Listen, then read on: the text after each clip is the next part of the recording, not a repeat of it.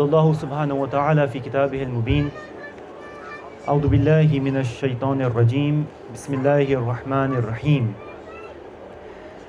فلا تطع الكافرين وجاهدهم به جهادا كبيرا صدق الله العلي العظيم صلوات اللهم صل على محمد وآل محمد.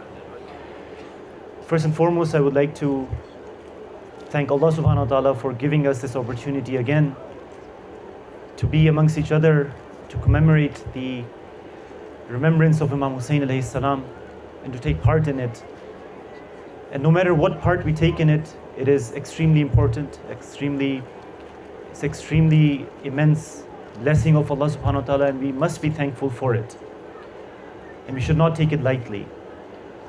One of my teachers was saying that we in this world, we are like, people who are going through darkness, right? So let's imagine a dark night, can't see anything, right? So there's a group of people going in this darkness. And these people, imagine that they're with a scholar, and the scholar tells them that, even though you can't see anything, but collect these rocks that you're coming across. And some people are thinking that, okay, why should I collect rocks? What's the point of it? Other people say that, okay, I like this guy, it's a nice, scholar, I'll collect some rocks. And some people, they listen to the scholar and they get as many rocks as they can. And then when they go forward and dawn hits, daylight comes, they look at these rocks and they see that it's gold, right? Now, those who took as much as they could, they're happy. But the people who didn't take anything, or they took not too many rocks, right, not too many gold pieces, they have regret.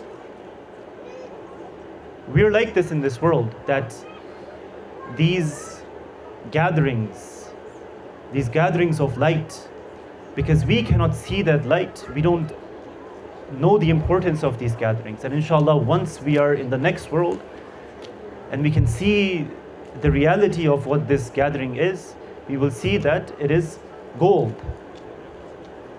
Okay. Just like that, our prayers are like that as well. The salat that we are to recite every day, sometimes you don't give it importance. But if you could see the reality of that salah, we would give it importance. If you could see the reality of the Quran, we would actually give it importance. If we could know the reality of our fasts, if we know the reality of all the things that the religion has given us, we would actually give it importance. But our hearts are in darkness, and inshallah, once we are in the next world, we will see the importance of these kind of gatherings and the remembrance of Imam Hussain alayhi salam. So these gatherings should not be taken lightly. We shouldn't feel lazy coming to these gatherings. No, inshallah, we should come, participate, make the most of these gatherings, and inshallah, may Allah give us the opportunity and the tawfiq to do so. Sallu ala Muhammad wa ali Muhammad.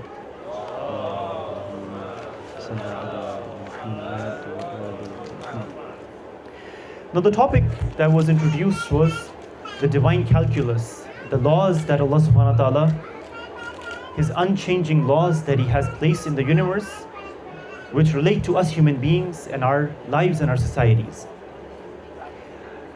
Now, we might be thinking that, okay, why is this relevant? Okay. Especially the laws that are to do with, the socio-political realm, because most of the laws that we will be discussing in these gatherings are to do with the socio-political, realm, basically. Okay. We might be thinking that, okay, what does that have to do with us? We don't have a, Islamic Republic here. There is no war happening here. Okay, war is happening, in almost a different world, right? We rarely ever go there.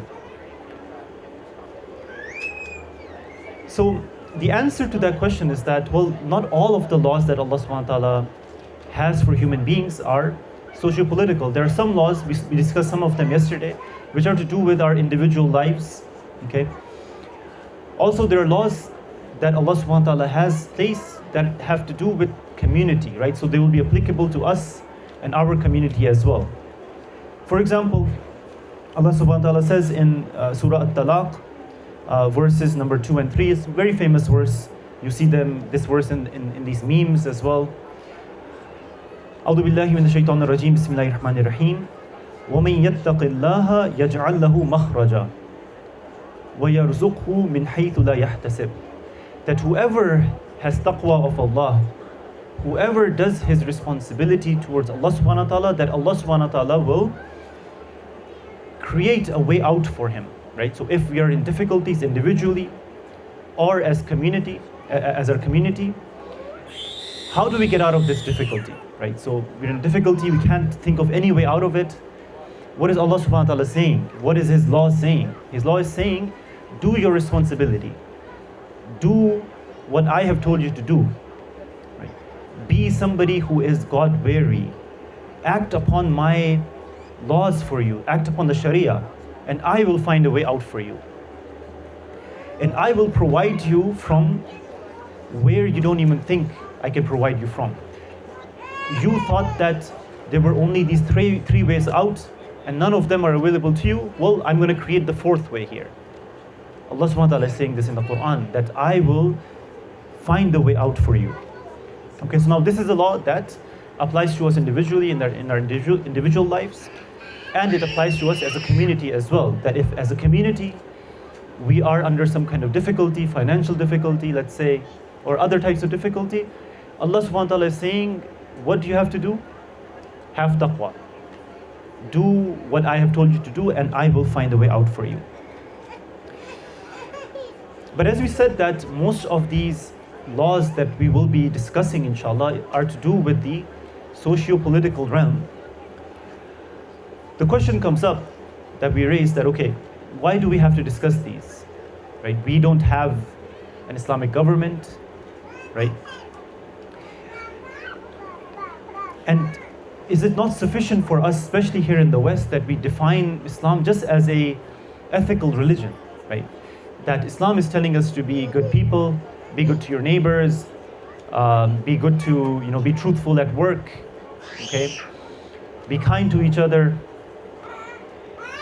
and all of the other ethical instructions that Islam has.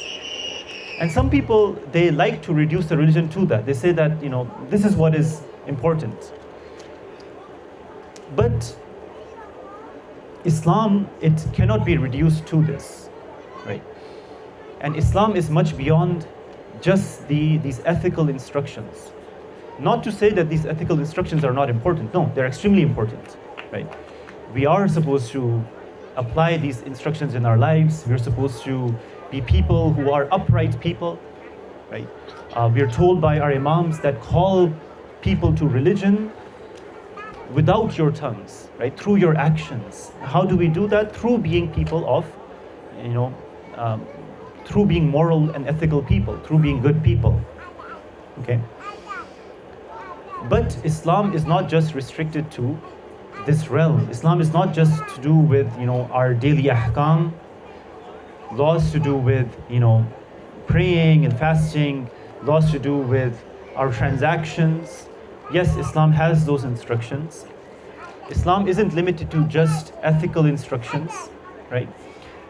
But rather, the socio-political realm is there in Islam, and very much so, right? And I invite you to look at the Quran, right? Just open the Quran, read the verses of the Quran, and sooner or later you'll come across verses to do with politics, verses to do with government, verses to do with jihad, warfare, okay? And us as Muslims, we are supposed to take Islam as a whole, in its entirety, right? We're not allowed to pick and choose from the religion. Either the Quran is true as a whole, or it's not, right? So if we believe the Quran is true, if we believe that the Prophet ﷺ is a true prophet, then everything that the Prophet says is true, and it applies, and is part of Islam. And we're not allowed to pick and choose now, okay?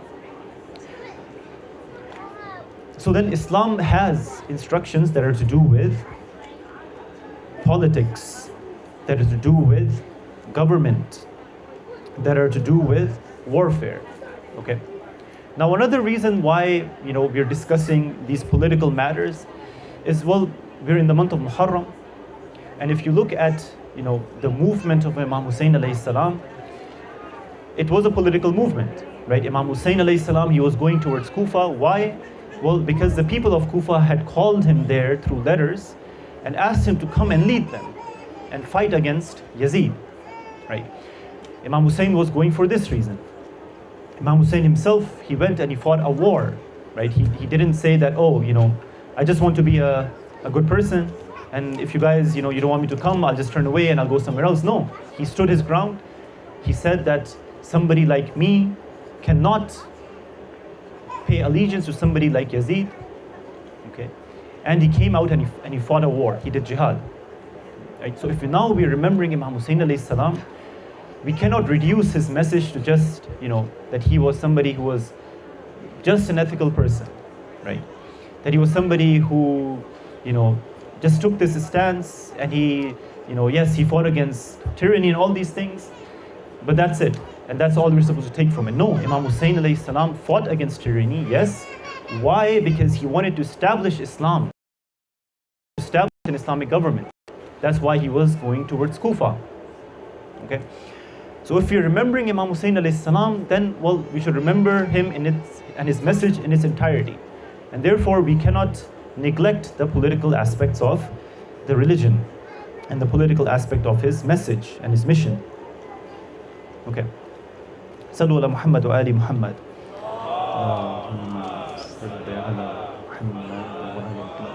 Now there's another reason why we need to discuss Allah subhanahu wa ta'ala's laws to do with the socio-political realm. Okay. And that is to do with how Allah subhanahu wa ta'ala trains us, how Allah subhanahu wa ta'ala, in His wisdom, He wants to raise us individually and as a community. Okay. And we're told by our scholars that the way that Islam came and the way that it was established, in Prophet sallallahu alaihi wasallam, his time, was this way, that Allah subhanahu wa ta'ala and the Prophet, he gave the principles to the people, but the details of those principles were not, just explained, but rather they were embedded within the hearts of the people in the different events that were happening, right? So when the Battle of Badr happened, different lessons were taught to the Muslims through that event. When the Battle of Uhud happened, that battle was used to make the believers and their iman and their understanding go deeper and higher. Okay, so this is the way that Allah subhanahu wa ta'ala trains the believers. We're not saying that us speaking about these things is not important, but it is a whole different level of learning when you're faced with reality, and there you have to remember these principles, and there these principles come out and are applied. Okay, that these different circumstances that Allah subhanahu wa ta'ala sends our way, the ups and downs of our individual lives, but more so our social and political life, that within that Allah subhanahu wa ta'ala has lessons for us. Within that Allah subhanahu wa ta'ala is training us. So if we now have these principles, if we know these principles, and we go into these different events with these principles in mind, then inshallah we will be trained in the way that Allah subhanahu wa ta'ala intends to train us. Okay. So one example of this is, we discussed this example last year for those of you who were here last year, and those of you who weren't, we'll briefly discuss this example. Is the example of Badr, right? Badr, the Battle of Badr is the very first battle that the Muslims, they fought. And interestingly, it wasn't even supposed to be a battle. The Muslims didn't intend for it to be a battle, right? What had happened was that the new Islamic government was formed. The Muslims were, a lot of them had migrated from Mecca to Medina. And what the kuffar, the mushrikeen, what they had done is that they took the wealth of the Muslims who had migrated and they were taking it towards Syria to sell it as their own, okay? Here the Muslims got permission that they are gonna go and ambush this caravan that's taking their wealth and gonna go sell it, okay? So the Muslims weren't going for war. They were gonna go and ambush this caravan, and this was their intention. But Allah subhanahu wa ta'ala, His plan was different. Allah subhanahu wa ta'ala willed that the Muslims now were faced with a battle, and a battle where the odds were very much against them, right? So on one side, you had 313 Muslims with very few horses, very few swords, okay? So basically not an army, right? In any kind of way of looking at it, it was not a proper army at all. On the other side, you had 1,000 people, right? The mushrikeen, fully armed, okay? Hundreds of horses, so proper army is there. And Allah subhanahu wa ta'ala willed it such that this small group of believers is faced against these, this very large group properly armed. And within that, there were lessons for the believers. That believers now, because they stood their ground, because the believers, they believed in the Prophet, because the believers, they didn't say now that, okay, this is not a war, this is going to be a massacre, we're out of here, right? The believers did not say this. They stood their ground. The Prophet ﷺ prayed for them. Allah subhanahu wa ta'ala says in the Quran that He sent down angels to help them. And the believers, they got this victory, right? So lesson for the believers. And then Allah subhanahu wa ta'ala used that victory to establish the Islamic government properly in Medina, and then afterwards within the whole Arabian Peninsula, and afterwards within a lot of the known world at that time. Okay, so this was Allah subhanahu wa ta'ala's wisdom, that the believers just wanted to live their lives. Most of them didn't want any kind of war. Okay, Allah subhanahu wa ta'ala put them under this difficulty. Because they had learned these principles of Allah, the divine principles, and they believed in them and they acted in accordance to them. They did their responsibility, and Allah subhanahu wa ta'ala brought about His promise of help, and Allah helped them and established them as a proper government. Okay. So this is the importance of this topic, right? That yes, right now perhaps we are not, asked to apply these principles fully at the socio-political level, but these principles are extremely important for us to know. Why? Well, because when the Imam comes, we will be asked to apply them. And perhaps even before the Imam comes, we will have to, inshallah, apply these principles. And even now we have to apply these principles. Inshallah, we'll get into those kind of examples. Sallu ala Muhammad wa ali Muhammad.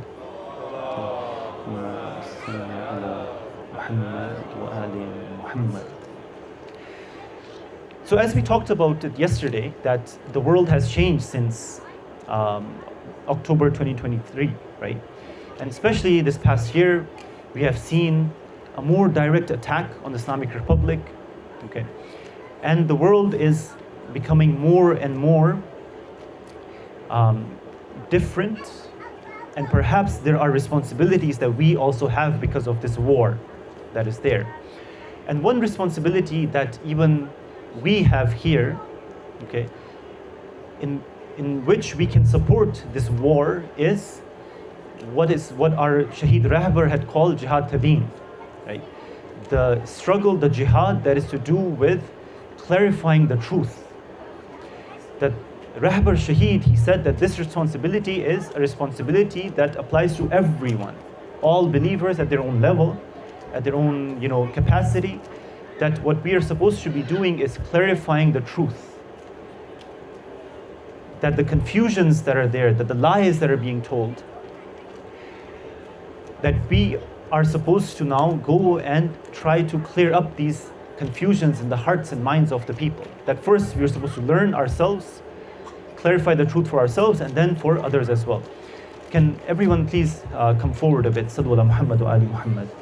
Allahumma salli ala Muhammad wa ali Muhammad. That in this war, this is one of the responsibilities that we have, and perhaps we can act upon this responsibility better than those who are in the East. Why? Because we are here in the West, we have access to our co-workers, our neighbors, the people around us, fellow students, and we can clarify the truth for them. And if we can do that, if we change the minds and the hearts of the people, inshallah, they can influence their governments, the governments here, and inshallah help the war effort that way. Now this is a very important task to do in this war, right? The main war that we are told in the Quran as well, the main war that we are fighting, or the main reason why there is warfare in Islam, is not so that Muslims can have more wealth. It's not so that we can have more power. It's not so that we can have more influence and control others. No. The reason for fighting a war in Islam is the truth.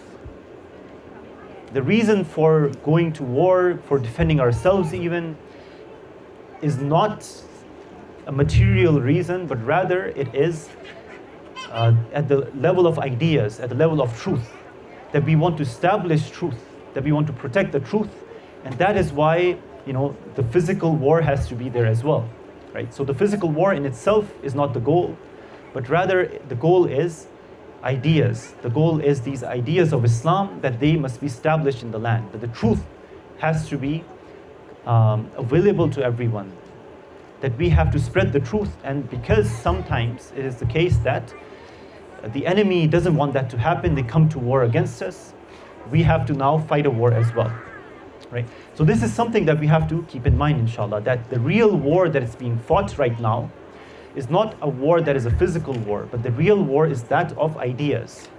Okay. The verse that we had started off this majlis with is Surah Al-Furqan, verse number 52, where Allah subhanahu wa ta'ala says, A'udhu billahi minash shaitanir rajim, bismillahir rahmanir rahim, فَلَا تُطِعِ الْكَافِرِينَ وَجَاهِدْهُمْ بِهِ جِهَادًا كَبِيرًا. Allah subhanahu wa ta'ala is saying that do not obey the kafirin, do not obey the enemies of Allah subhanahu wa ta'ala, okay? And wage a jihad against them, through it a great jihad, jihadan kabira, okay? So this verse, we are told that it was revealed, it's a Meccan verse, right? And those of you who know that there are surahs that are divided into Makki surahs and Madani surahs. Surahs that were revealed before the Hijrah and surahs that were revealed after the Hijrah, right? And it's after the Hijrah that we see surahs to do with, part of those surahs to do with government and affairs of government, and jihad, like the verses of jihad, the physical jihad are in those surahs. But this verse is in a surah that is a Makki surah, right? So it was revealed jihad was allowed and made wajib. Okay, so now if this verse is talking about jihad, we know that it cannot be jihad that is a physical jihad, but rather it is a different type of jihad. Okay, it is a jihad of ideas. And in this verse there is a place where it says وَجَاهِدُمْ bihi, right? Fight them or wage jihad against them through using it, right? There is a pronoun here, it. And the majority of our mufassirin, they say, the majority of the scholars, they say that this it refers back to the Quran. That now in this jihad of ideas, your weapon is the Quran. That these ideas that you are supposed to fight the enemy of Allah with, it is found in the Quran. That the Quran is our weapon in this fight. Okay. And Allah subhanahu wa ta'ala calls this jihad jihadun kabira, the great jihad, right? So jihad generally is divided into three jihads, right? So jihad al-asghar, which is the physical warfare, right? The lesser jihad. Then there is jihad al-akbar, right? And that is jihad against our own selves and our own souls, right? That the Prophet ﷺ, he called that jihad al-akbar, that is the greatest jihad. But this verse is talking about another level of jihad, jihadan kabira, the great jihad. Okay, and this is the jihad of ideas. This is the jihad of, at the level of minds and souls. And we, over here especially, we can be extremely important, play an extremely important role in this jihad, the jihad of ideas. Why? Because we have access, an easier access to people who are non-Muslims. Okay, so we have a very strong role to play in this the real true war, which is the war of ideas. And we have a very, very important role to play in this war that is happening in the Middle East as well, because we can contribute at the level of these ideas. Now, one of the main scholars who has been talking about this war and clarifying the different aspects of this war, Ayatollah Abedini, he said, I believe this was in the 12-day war that he said this. And he said that this war that is happening, 1/10 of this war is to do with weapons and the missiles and all of the weapons that are being used. And 9/10 of this war is to do with ideas, right? And you can see this as well, right? That I believe Israel has about a $700 million budget for propaganda, right? To control the narrative in the hearts and minds of people. That is a lot of money, right? And they are spending all of that money to control the narrative, to show themselves as winning this war, to show themselves as, victims, to justify the war, right? So that they can keep receiving weapons, so that they can keep receiving, aid and support from these countries, okay? So this is very important. This war of ideas is very important. There is a reason why there was a very strong censorship in Israel, right? They wouldn't show the places that were hit, okay? Why? Because they want to control the narrative. They don't want to show weakness, okay? Trump himself has been playing this war of ideas, right? Why does he have to keep tweeting? Because he knows the importance of, the war of ideas and controlling the narrative at the level of ideas, okay? So now the goal of the enemy in this war of ideas, what is it? It is to create hopelessness in the believers, is to create fear in the hearts of the believers, okay? It is to create submission because of the hopelessness and the fear, to make the Muslims, make us submit, say that, we can't do anything. They're too powerful, right? If we do something, there's this fear that, okay, they're going to come after us as well. That, we will be assassinated as well, at least in the Muslim countries who are facing this war, that this fear is there. This fear is being put there so that they submit to their will. So that they increase the love of this world in the hearts of the people. So that the people, they go away from the ideals of the religion. They care only about this world. They care only about their careers, their lives here.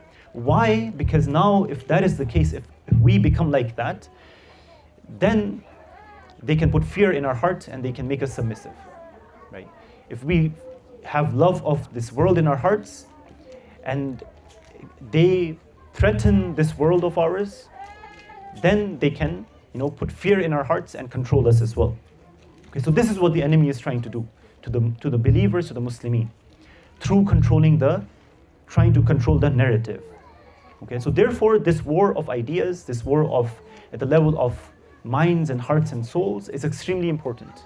Okay, and we can play an extremely important role here with the non-Muslims as well as with the Muslims as well. Okay.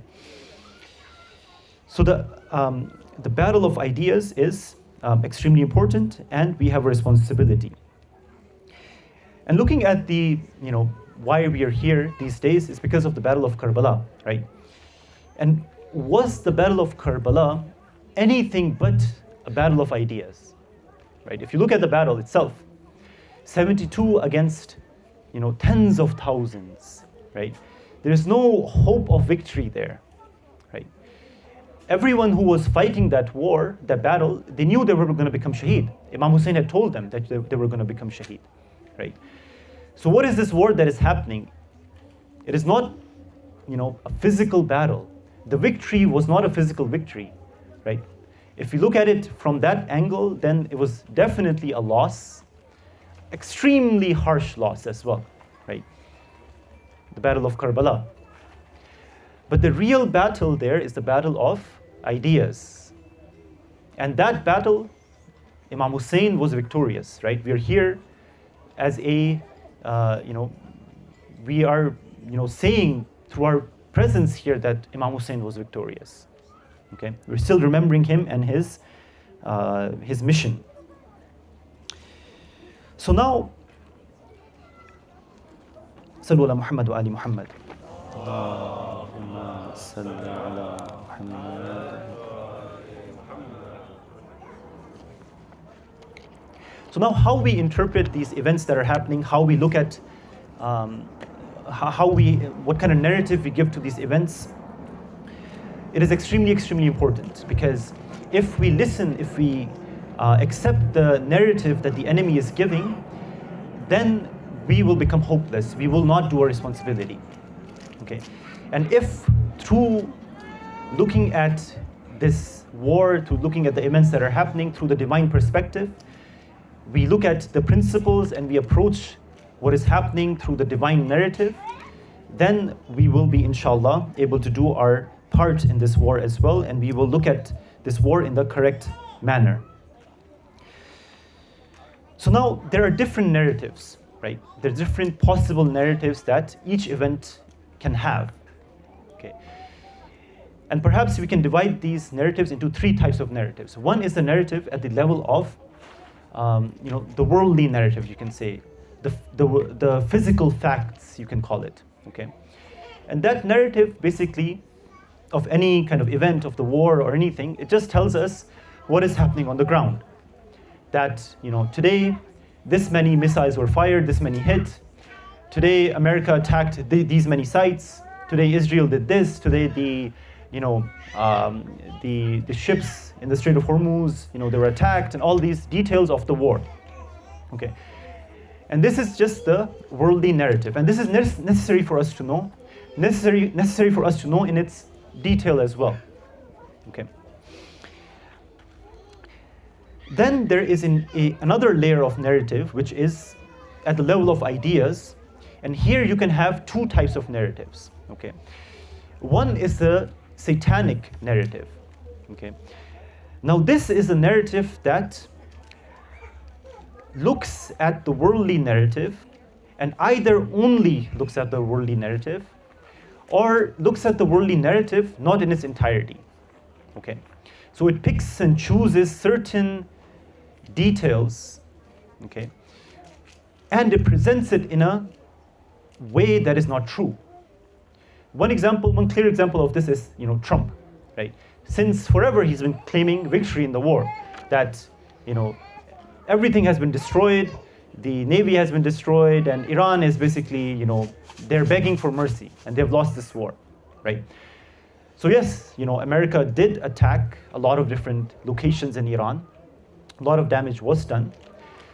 But what he is saying is not true. He is taking some details, picking and choosing facts, and presenting the narrative in a satanic way, right? So this is what the satanic narrative is like, that it just picks and chooses facts and presents the narrative in a way that it creates hopelessness and fear in the hearts of the believers. That if you only listen to Trump, you'll think that, the war is over. There's no point fighting anymore, right?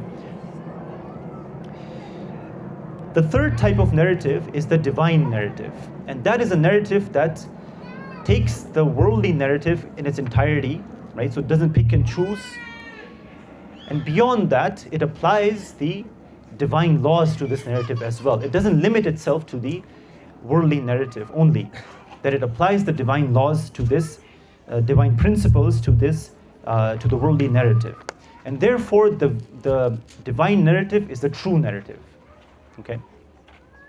Now let's look at some examples to clarify what we mean, inshallah. Sallu ala Muhammad wa ali Muhammad. Allahumma salli ala Muhammad wa ali Muhammad. So the very first satanic narrative was, done by Shaitan himself, right? So in the story of the creation of Prophet Adam alayhi salam, you see that, Prophet Adam, he was created, and Allah subhanahu wa ta'ala, he tells all the angels and Iblis to do sajda to Prophet Adam. Iblis, he doesn't do sajda. Shaitan, he doesn't do sajda. And in one of the verses that talks about this, Allah subhanahu wa ta'ala says, this is Surah Sad, verses 75 and 76. Allah subhanahu wa ta'ala says, A'udhu billahi minash shaitanir rajim, bismillahir rahmanir rahim. Qala ya Iblis. Allah subhanahu wa ta'ala says, O Iblis, Ma mana'aka an tasjuda lima khalaqtu biyadi. What stopped you from doing sajda to this being whom I have created with my own hands? This is a special being I've created. Astakbarta am kunta minal a'leen. Are you being proud here? Or are you actually amongst those who are high, who are amongst these high creation of mine, such that you don't have to do sajda? Right? Are you doing istikbar?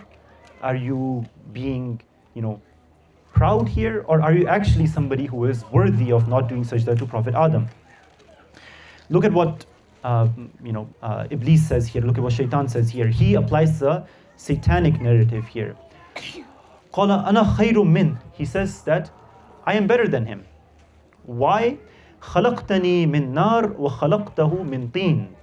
Oh Allah, you created me from fire and you created him from clay. Fire, it rises up. Clay is this thing on the ground. It's a lowly thing. I am better than him. I don't have to do sajda to him. So look, he's not lying here, right? He was created from fire, right? And Prophet Adam was created from clay. So it's not that there is an error in his, worldly narrative. No, that's correct. But what Shaitan does here is he limits the narrative just to the worldly level, right?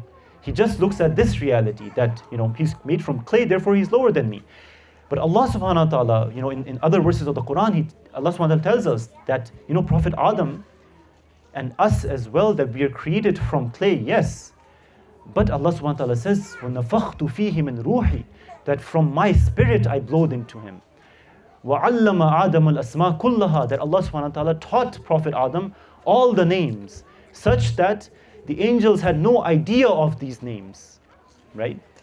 That Allah subhanahu wa ta'ala gave Prophet Adam something that the angels didn't even have any clue about. That is the level of Prophet Adam, that is the level of us potentially. That if we work upon ourselves, that inshallah we can reach that level as well, that we will be worthy of sajda of the angels, right? So what Iblis does here, what Shaitan does here, is that he applies the satanic narrative. He looks at reality only at the level of the material existence, right? And he ignores what's higher, okay? And if we were to do this in the events that are happening, then that would be a worldly, that would be a satanic narrative as well, right? To make it a divine narrative, we have to bring in the divine principles and look at these events in light of the divine principles as well. So now, as we said earlier, that the purpose of the satanic narrative is to create fear, is to create weakness, and is to create a lack of will to act, okay, within our hearts. Sallu ala Muhammad wa ali Muhammad.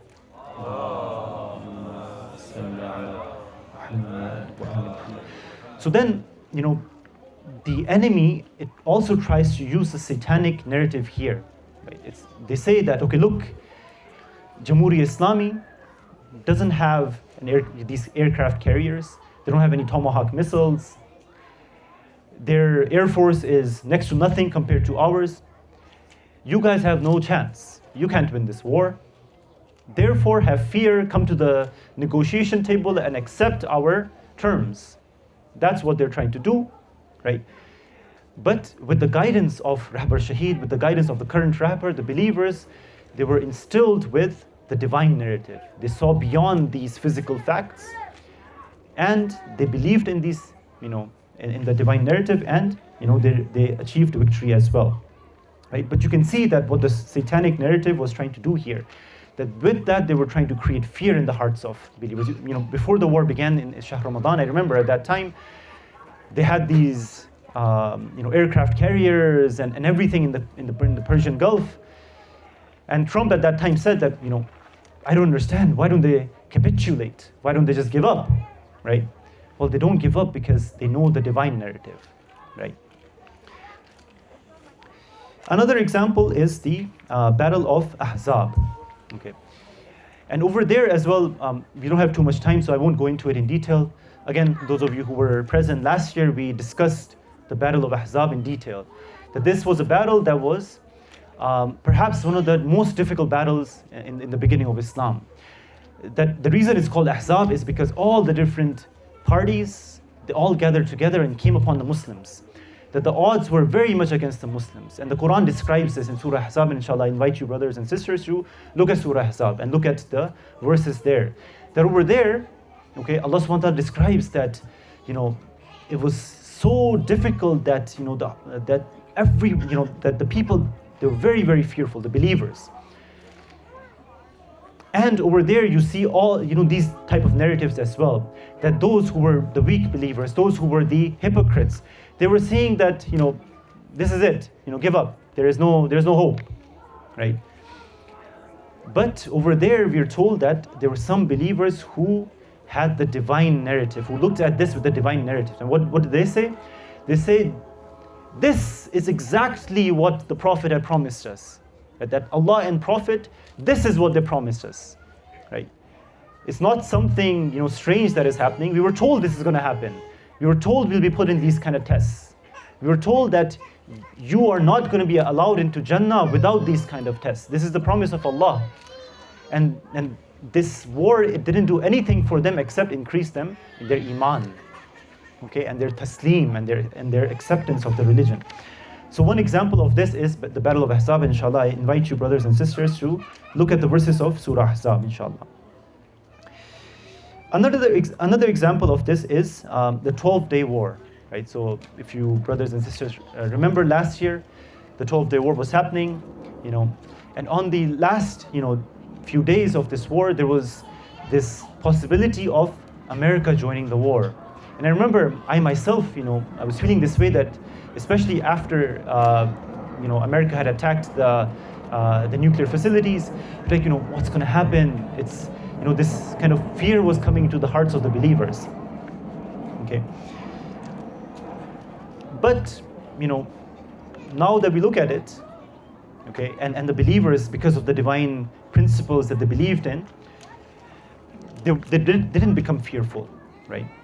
And now when we look at it, we see that, okay, America came, they attacked, nothing happened, right? Yes, there was a lot of pain, we lost our leader, there was a lot of difficulties, for sure, right?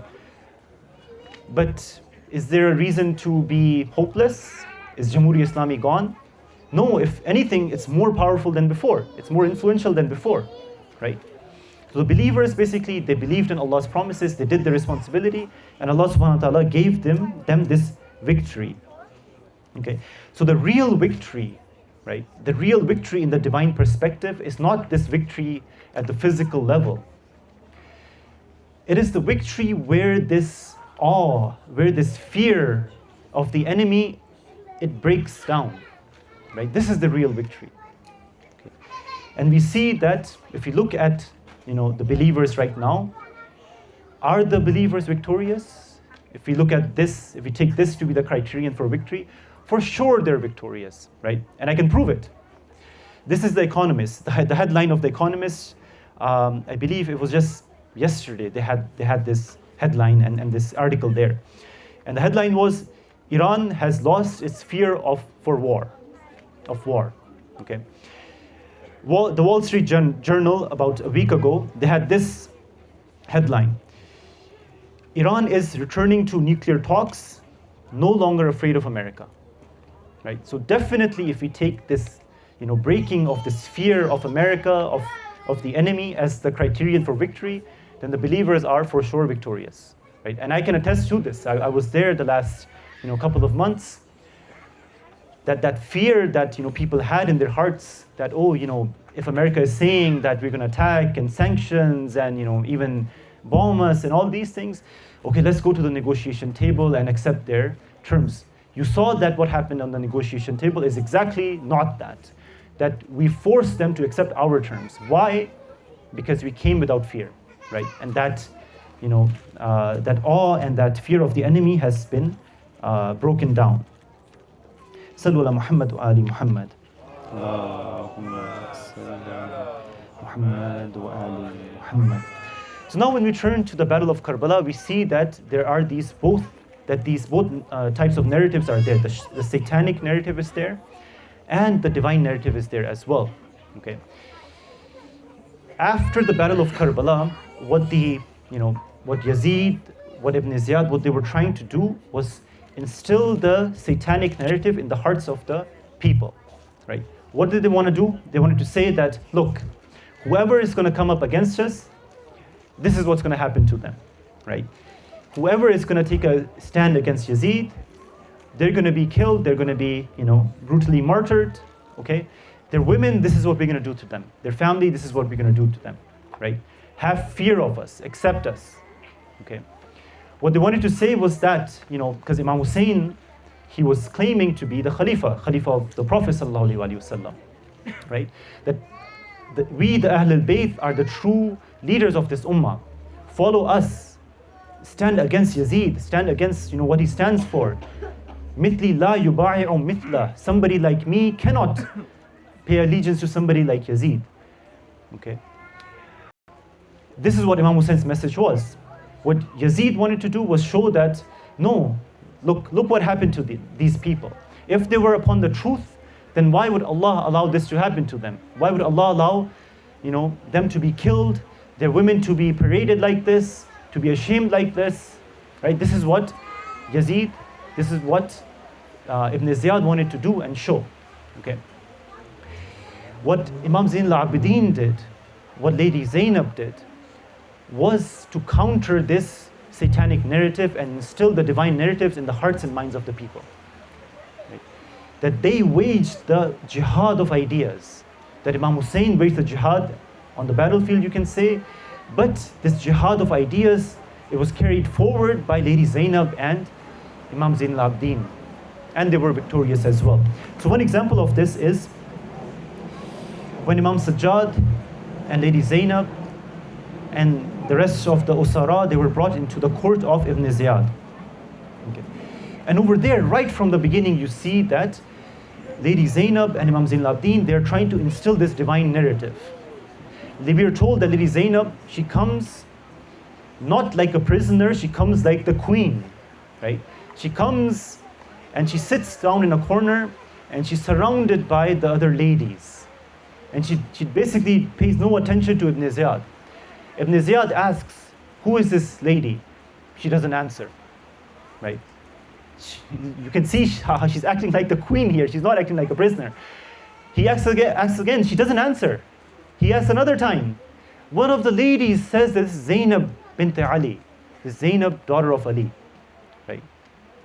So then Ibn Ziyad says that, oh, now I have the opportunity to humiliate her. Now I have the opportunity to instill this satanic narrative in the hearts of the people. And he asks her, basically, how do you see what Allah did to you? And this is where she says her famous sentence that I saw nothing but beauty. Okay, that Allah subhanahu wa ta'ala, from Him, there was nothing but beauty that I saw.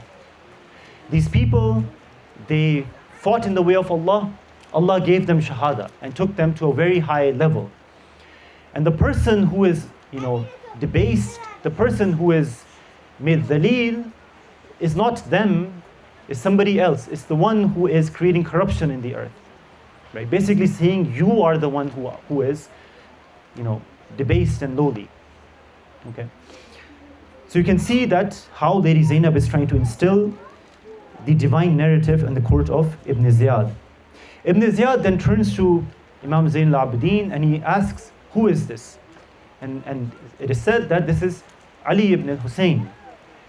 And Ibn Ziyad says that, wasn't Ali ibn Hussain killed on the battlefield?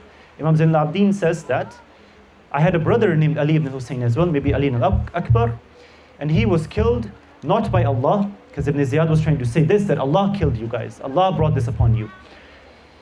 Imam Zain al-Abidin corrects him and he says that the people killed him, you killed him and everyone else. And Allah took the life when their death came. You are responsible for these deaths. Over here, Ibn Ziyad gets angry and he says, how dare you reply to me like this? And Ibn Ziyad, he gives the command to basically have Imam Zain al-Abidin be killed. And this is where Imam Zain al-Abidin says his famous statement. He says, Abil Qatli tahaddadani ibn Ziyad. Are you trying to scare me with death, with being killed, Ibn Ziyad? Ama alimta anna al-qatla lana aada wa karamatuna shahada. Don't you know that being killed in the way of Allah is our habit? We Ahlul Bayt, we are, used to being killed in the way of Allah. And shahada is our dignity. You can't scare me with death. Right? This is Imam Zain al-Abidin instilling the divine narrative here. And we are told that over here is when Lady Zainab, when she sees that Ibn Ziyad wants to kill Imam Zain al-Abidin, that she throws herself on Imam Zain al-Abidin. She embraces Imam Zain al-Abidin. And she says to Ibn Ziyad that, oh, if you want to kill my nephew, you have to kill me as well. And Ibn Ziyad, he refrains from killing Imam Zain al-Abidin over here. But there was another time when the Imam of the time, his life was in danger. And perhaps at that time, Lady Zainab, she might have been thinking, she might have been wishing that maybe I can do something here to save the Imam of the time as well. And that was the time when Lady Zainab was on top of the hill. And we're told that Shimr was sitting on the chest of Imam Hussain alayhi salam. And Lady Zainab at that time, she must have been wishing, oh, I wish I could do something to save my brother, to save Imam Hussain. But she couldn't do anything. Ala la'natullahi ala al-zalimin wa sayalamu alladhina zalamu ayya munqalibin yanqalibun. Sallu ala Muhammad wa ali Muhammad.